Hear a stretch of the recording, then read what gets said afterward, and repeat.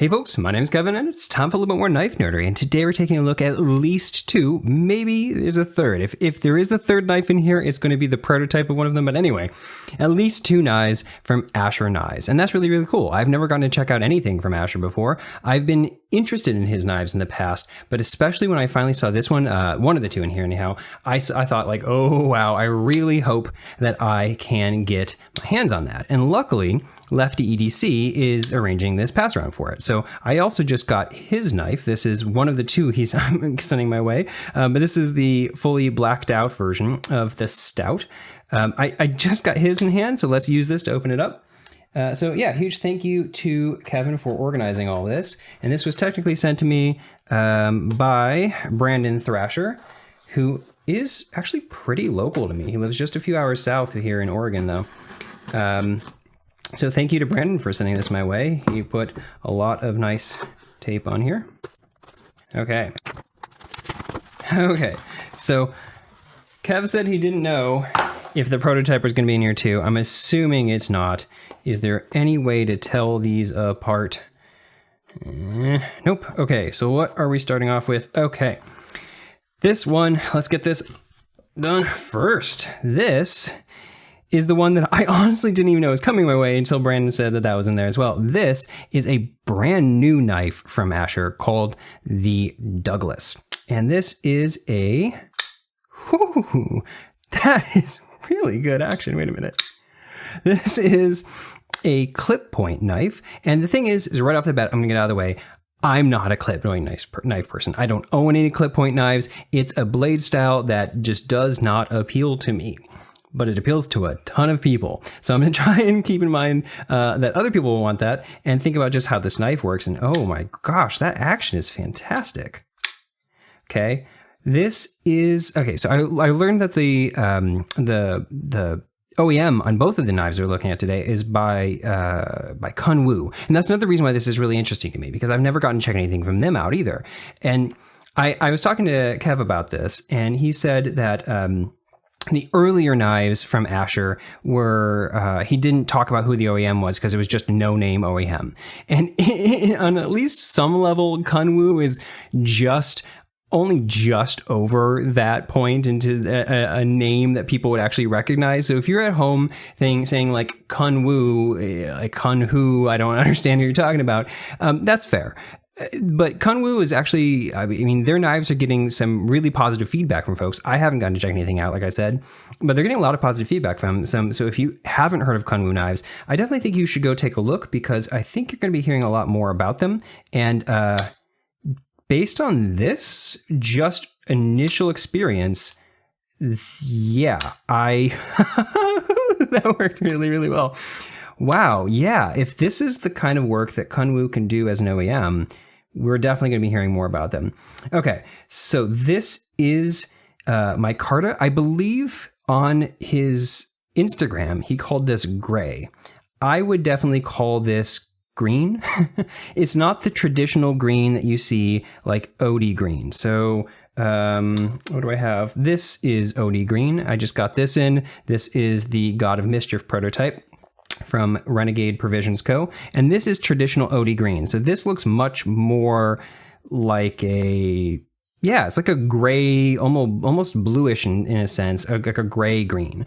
I don't know if this is intended to be green or not, because like I said, I'm pretty sure he called it gray on his Instagram, but I actually really love this color. I know a lot of people love OD green, but it's never been a me thing. And so this is actually a color that I quite like a lot.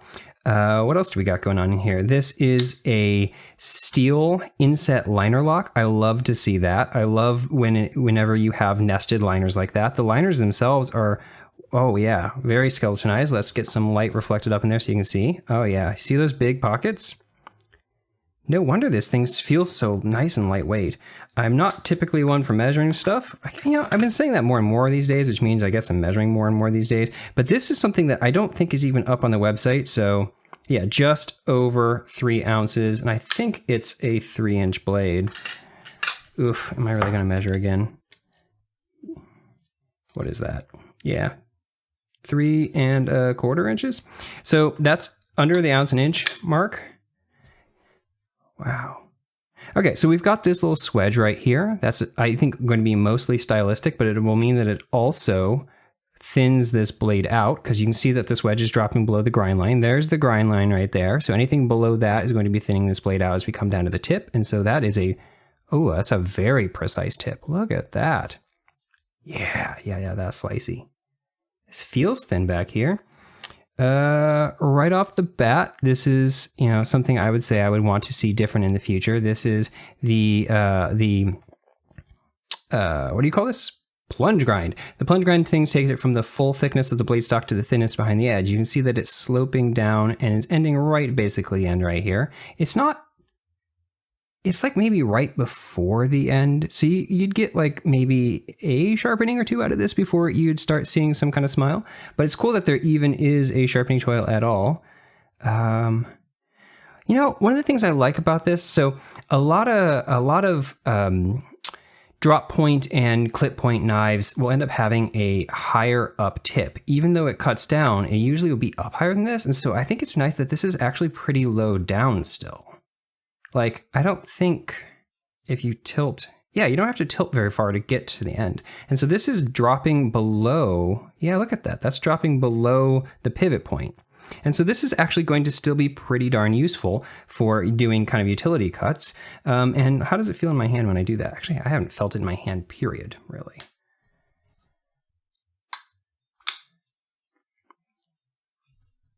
Yeah, this feels nice. So, okay. I'm jumping all over the place. How does it feel in utility cuts? I'll finish that thought. So I think the way that I would typically hold this is right about like there, which is putting my finger at the end of the flat right here. Yeah, that feels nice. But so one of the reasons why I was not jumping at the chance to check out Asher's earlier knives is that I just don't personally buy a lot of budget knives. I almost everything you see on the channel is something I've bought. Either that or something that's been loaned in, like these. And so if I'm going to buy a budget knife, I just don't really buy that many budget knives. If I am going to buy a budget knife, it usually has to have something that's going to make it stand out, like that would make me want to use on a regular basis. And a lot of budget knives tend to have just kind of flat slab scales. And a lot of his earlier knives have just kind of flat slab scales. And so as he started progressing forward, you can see like the later versions of the Nomad and stuff like that have contouring. And so that started making it feel just a little bit less rudimentary and a little bit more refined. And I think as you go, okay. Another thing that's cool about Justin, I don't think I said his name earlier. Justin has been evolving constantly as he goes. Like he's done, I don't know how many versions now of the Spiro and of the Nomad. And every single time they get a little bit better. And every single time they get just more cleaned up and refined. And we're at the point now where this knife has never happened before. This is a brand new knife from him. But this looks like a solid, complete original thought. Like this doesn't look to me primitive in some way. And some of his earliest designs did, but just little things like how we have this nice contouring and just the slopes of this, the fact that this curves right here and then curves around this looks so clean.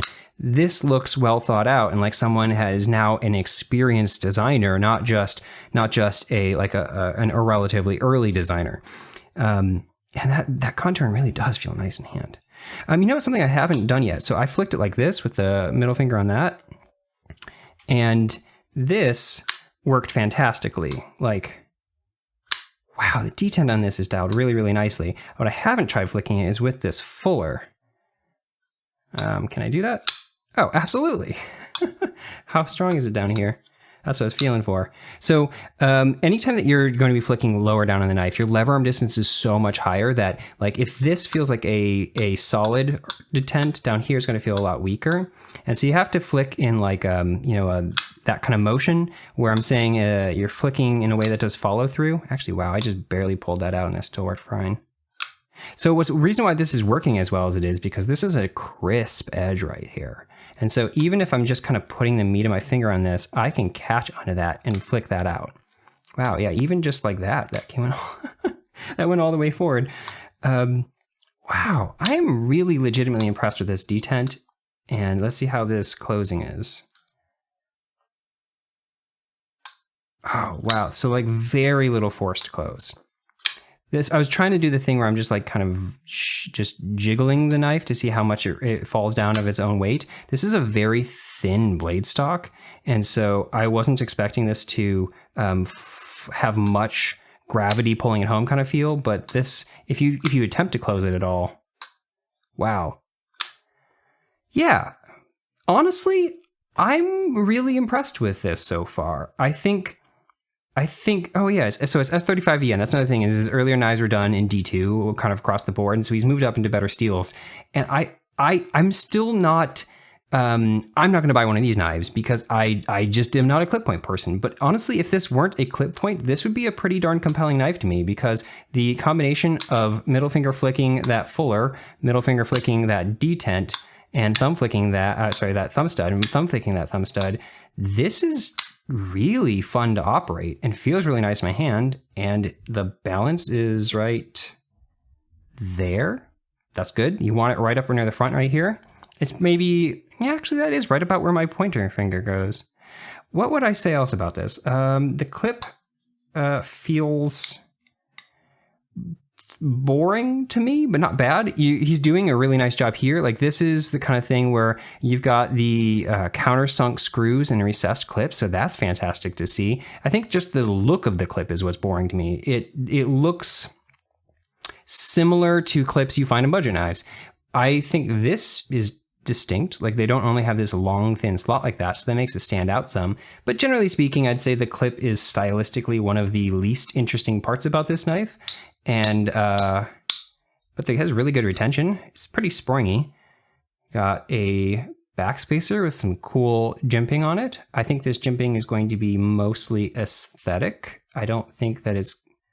No, actually, it does rub. Now, is that somewhere you would care?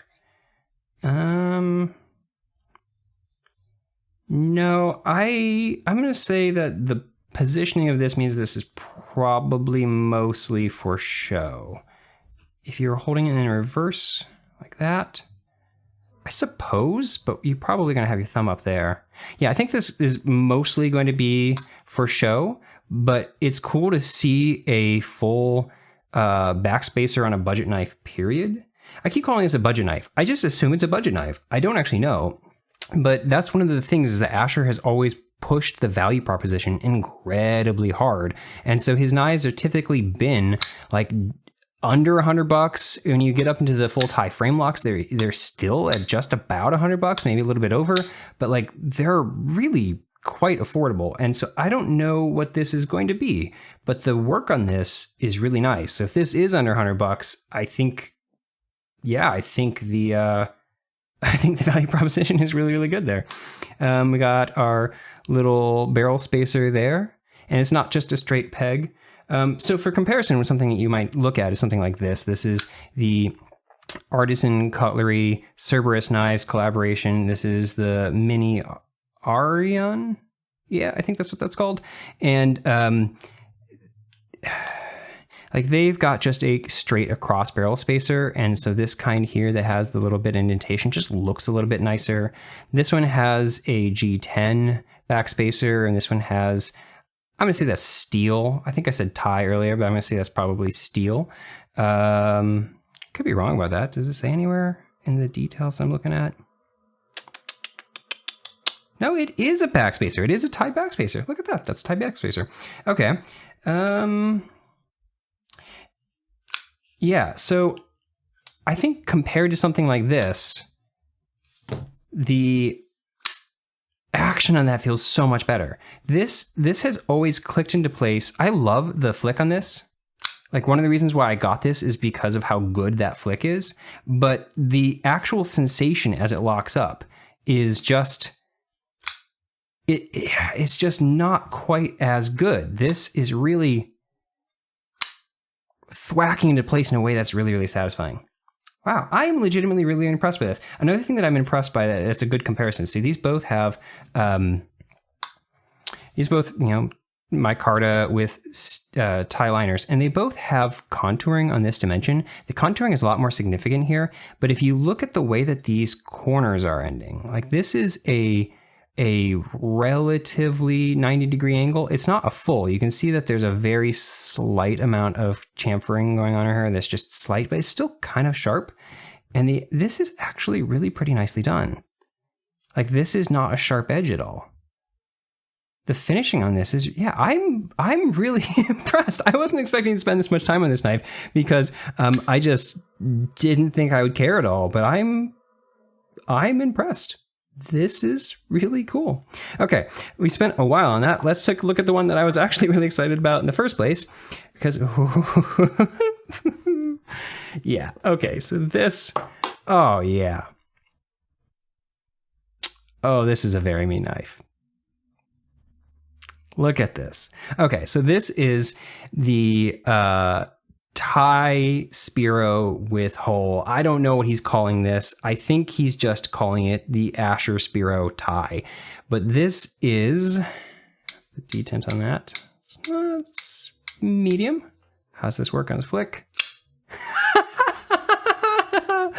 Oh, I love this. I love this. I think this looks spectacular. Okay, so this is the, I don't know how many iteration of the Spiro. I think it's the third. I think it started originally as a even significantly budgetier looking version with just flat slabs of micarta version like this, but with thumb studs. And then it evolved into I think that's when he went to the, like maybe a steel Framelock? I don't remember. And this, we're at now a full Thai Framelock. And this, wow. So my understanding is that this is going to be $115. I think this is $115. Lefty has his code there. You can use Lefty 10 and I think you get 10% off. Maybe it's $10 off. I don't remember what it is. But this is already really impressing me for this price point. But wow. Okay. So yeah. Okay. So what is going on? We've got this sloping, very low down sloping spear point blade. I'm going to pull out another knife. I don't know which one's going to be the better size comparison. Maybe it's kind of between the two. I'm not trying to do this for size comparison, but mostly for showing blade shape. Let's look at that. Both of these knives have a continuous slope downward here, and then a relatively flat spot, and then some swoop up. And you can see that on the TRM Nerd, or, I mean, not Nerd, the Neutron or the Atom, that this is flatter and has less of a slope. This does come up higher, but we have a pretty similar blade shape. And the reason why this matters is because it's the same kind of thing I was saying over here, but even more so. One of the reasons why the Neutron makes such a good EDC knife is because it has a low enough point that even though this is, no one ever calls this a Wharncliffe or a modified Wharncliffe or anything like that, but this being so flat with just a little bit of belly means this has a lot of the benefits of a Wharncliffe, where your tip is actually tremendously low. And so it's really, really easy to use this tip to do cutting. And I think this is just a kind of a genius blade shape, and it's very, very similar to what we're having over here. We have a little bit more belly, but this tip is still low enough that I don't have to bend my wrist down. Like a lot of knives, you have to get all the way up to there in order to be able to use this tip. I can use this tip right there. I am blown away how thin this is. That's another thing that makes this a really... How thin? Is that the same blade stock? Wow. And then look how freaking thin the handle is. Wow. I don't think I've heard anyone make this comparison yet, but this, because just the shape of the handle looks so different, but this is feeling like a Thai Framelock version of the Neutron to me right off the bat. And that is a really freaking cool sentence to be able to say. Okay. In general, that action is really, really nice. I'm really bad at thumb flicking hole knives. Why am I so bad at that? I'm not even gonna bother trying again. I'll do it later. For me, hole knives, if I try to thumb flick them, I usually have to like practice them and get used to it. Whereas like I can middle finger flick anything immediately. This is so thin. Okay, do you see the skeletonization in here too? Look at that. This is like really thoroughly skeletonized. And on the other side, it's really skeletonized up here too. Right there. And we got this full backspacer. I'm blown away by this already. How's this action? Again, it's the same kind of thing. This is such a thin blade, and yet it like just the tiniest little bit of wiggling and it goes like that. If I actually try to close it, oh my gosh. Wow, okay. So this isn't something I talked about in the other. I mentioned the jimping down here, but the jimping up there, I think they match. Yeah, this is a very thin blade stock too. This feels so freaking light. Okay, I got it. What did I weighed this, but I don't remember what it was. It was like 3.1 something, 3.15. This feels so light. They weigh this. Wait, they really weigh the same? What the heck? This feels heavier. Why does this feel heavier? I really thought this felt heavier, but it's basically the same except tiniest little bit lighter. Something about the distribution of this feels so light. This is another case where the clip, I think, is boring. This is the least interesting part of the knife, but I think it will be I think it'll be functional. This one, interestingly, has a little bit more spring than that one. No, I think I'm wrong. I think they're about the same. But one thing you can see is that it has the same kind of recessed screws, countersunk screws in a recessed clip, so that's completely flush. And what's nice on both of these is he has this filler tab slot that allows you to swap it over to be lefty. On this one, he went with a contrast color that matches these. It does kind of stand out though, you know, like it's just like a blob there. And so on this, I'm pleased to see how well this blends in, because this, you can definitely, I mean, you obviously see it, but I don't think it really detracts from the look overall. I can't get over how thin this is. I'm breaking all of my measuring rules. I never measure this kind of crap, but I'm definitely going to measure this because this is really thin. 0.39? Damn. I thought this was going to be a very mean knife, and I was going to say, like, if I were to get if I were in the market for a budget knife, I don't care. I'm going to try and buy one of these. I don't need budget knives really in my collection at the moment, but this is a spectacular thing right now.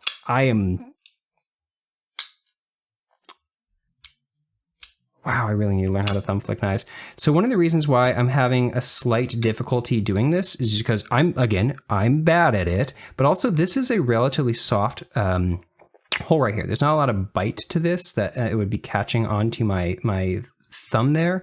And for reverse flicking, that is absolutely a positive thing, because what I was just trying to demonstrate there is I failed. I accidentally opened it. What I'm trying to demonstrate there is what happens if you flick scrape your nail off on these. One of my big complaints about knives with holes is if they have a sharp edge on the reverse side back here, because then it scrapes my nails that go off. But you normally don't find that on stonewash knives, because the stonewash just naturally knocks down that edge. You can see that there is a 45-degree chamfer around the entire thing, and then that stonewash again has made this very, very soft. And so whether you're using the like meat of your finger style, which of course I'm messing up both times for some reason right now, whether you're using the meat of your finger, try to do it underneath a camera like that, or the nail of your finger, that is very comfortable. There's no scraping whatsoever. Wow. Okay, so then what else would I look at? What makes them able to do this so cheaply? Because this is, are they cutting any corners here? This is done better this time. Okay, you can see it ends right there. So it's the same concept where this is the plunge grind, taking it from the full thickness blade stock, which is a very thin blade stock, down to the thinness back here. But you can see it's ending right there. So you have this entire distance to go. Wow. Yeah, I gotta say, I'm thinking more and more this feels like a full tie Framelock version of a Neutron, and that is an absolutely incredible compliment. I was expecting it to feel like a full tie version of this maybe, and I think it feels wildly different.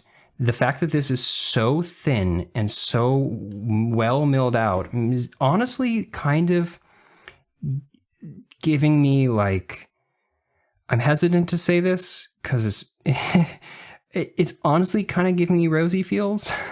Like the Rosie is so thin and tall and obviously milled out with thin blade stock that comes to a very thin point. I'm not going to try and pretend that this is anywhere close to just the sheer level of kind of dialed in perfection that the Rosie is, but this is kind of like a budget Rosie. I'm not one to say that kind of stuff. That's normally something that like Kev will say. In fact, if you go watch his videos, I'm sure he's probably made that exact same comparison. I've not watched his videos on this yet. But he's a little bit more quick to say things like that, and I never do. Wow. But I'm legitimately really blown away by this. Okay, what else do we got going on? He put the logo right here. Now, I personally would take the logo off entirely. Just stop putting logos, knives, everyone, always. But whatever. His logo is fine. It's nice enough, I guess. These are like laurels. It kind of gives me like a Greek vibe, something like that. But what's wonderful is that it's now on the pivot, because it used to be right here and really, really big. And that was one of the things that, I'm sure plenty of people gave him feedback on, because he posted on Instagram like a tongue-in-cheek, "Don't worry guys, I heard you" post saying how he moved it over. And that was a very, very good move. We don't have any other kind of markings anywhere except for that well-placed S35VN, and everything else about this knife is just so clean looking. Yeah. I don't know. I'm going to buy one of these. I think it's $115, and that feels like a steal.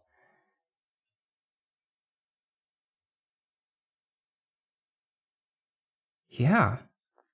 Well, okay. I don't know what else to look for on this. This is part of a pass around. I don't think I'm going to keep this long enough to do like a really true small details review.